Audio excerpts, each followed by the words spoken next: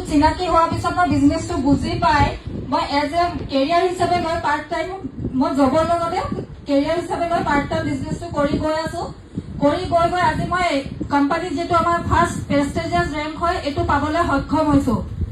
তো first of all মই ইয়াত উপস্থিত থকা আমাৰ সকলো লিডাৰ, আমাৰ চিফ গেষ্ট যেনেকে ITC Toilok Das sir, NTC Kaustav Dihingia sir and RTC Salimgani Ahmed ছাৰক মই ধন্যবাদ জনাইছো আৰু সেৱা জনাইছো। ধন্যবাদ জনাইছো কাৰণ যে আজি ডিব্ৰুগড়ৰ পৰা আহি আমাৰ মাজত ইমান ব্যস্ততাৰ মাজত আহি আমাৰ আগত উপস্থিত হৈছে, এইটো কাৰণে মই ধন্যবাদ জনাইছো আৰু সকলোকে কৈছো যে তেখেতৰ কাৰণে এটা জবৰদস্ত হাত চাপৰি হ'ব লাগে। নেক্সট মোৰ আপলাইন যোনে মোক বিজনেছটোৰ লগত চিনাকি কৰাই দিছিলে প্ৰশান্ত পাল ছাৰ, DTC লিডাৰ হয়, ভেৰি ডাইনামিক লিডাৰ হয়। প্ৰশান্ত পাল ছাৰৰ কাৰণে মই এটা হাত চাপৰি বিচাৰিছো। আৰু মোৰ ইমিডিয়েট আপলাইন সাগৰিকা দেৱ মেম, যি DTC লিডাৰে হয় আমাৰ কোম্পানী, সাগৰিকা মেমৰ কাৰণে মই এটা হাত চাপৰি বিচাৰিছো যোনে মোক বিজনেছটো শিকাই তৰাই লৈ গৈ আছে। তাৰপিছত মই ইয়াত উপস্থিত থকা সকলো নিউ গেষ্টৰ কাৰণে এটা হাত চাপৰি বিচাৰিছো আৰু আপোনালোকক ধন্যবাদ জনাইছো যে আপোনালোকে ইমান ব্যস্ততাৰ মাজত টাইম উলিয়াই আজি ইয়াত আহি উপস্থিত হৈছে। লগতে মোৰ ফেমিলি মেম্বাৰকো মই, মোৰ মা ভাইটি যোনজন ইয়াত বহি আছে চবকে মই ধন্যবাদ জনাইছো যে মোক ইমান ধুনীয়াকে ছাপৰ্ট কৰি বিজনেছটো কৰিবলৈ উৎসাহ দি মোক আগবঢ়াই লৈ গৈ আছে।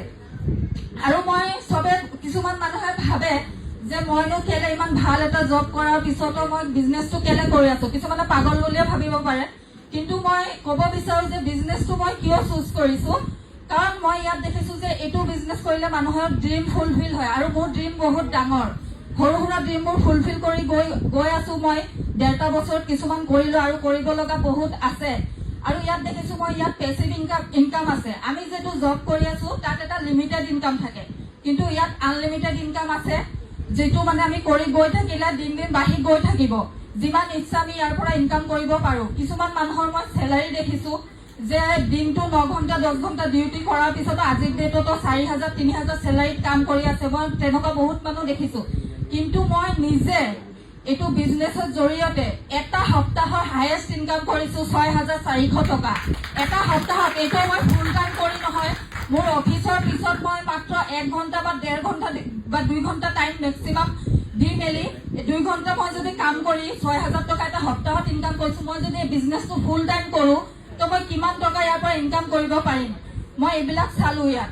তাৰপিছত ইয়াত আৰু বহুতো আছে। ফেমিলি চিকিউৰিটি, মই যিটো জব কৰি আছো তাত কোনো ৰকমৰ ফেমিলি চিকিউৰিটি নাই। আজি মই জব কৰি এৰি দিয়াৰ পিছত মোৰ ফেমিলিটো চিকিউৰিটি নাথাকে, কিন্তু মই যদি এইটো বিজনেছ কৰি থাকো ইয়াত নমিনি ফেচিলিটি আছে। মোৰ যদি কিবা এটা এক্সিডেণ্ট হৈও যায় বা কিবা হয়, মোৰ নেক্সট জেনেৰেশ্যনে এইটো বিজনেছ ধুনীয়াকে ঘৰত বহি ইনকাম পাই থাকিব পাৰিবা। আৰু মোৰ বেছি ক'ব লগা একো নাই, আজি আমাৰ বহুত লিডাৰ্ছ আছে ক'বলৈ। তথাপি মই 1.5 বছৰত যদি এচিভমেণ্ট ক'ব যাওঁ, 1.5 বছৰত মই মোৰ হাজবেণ্ডক এটা আইফোন গিফ্ট কৰিছো। লগতে মোৰ ল'ৰাক মই এটা গল্ডৰ চেইন আৰু লকেট দিছো। তাৰপিছত ৰিচেণ্টলি মই ঘৰৰ কাৰণে এটা ফ্ৰিজ লৈছো। জাষ্ট সেইটো বিজনেছৰ পইচাৰ পৰাই মই কৰিছো। ধন্যবাদ। Thank you. Joy my life style.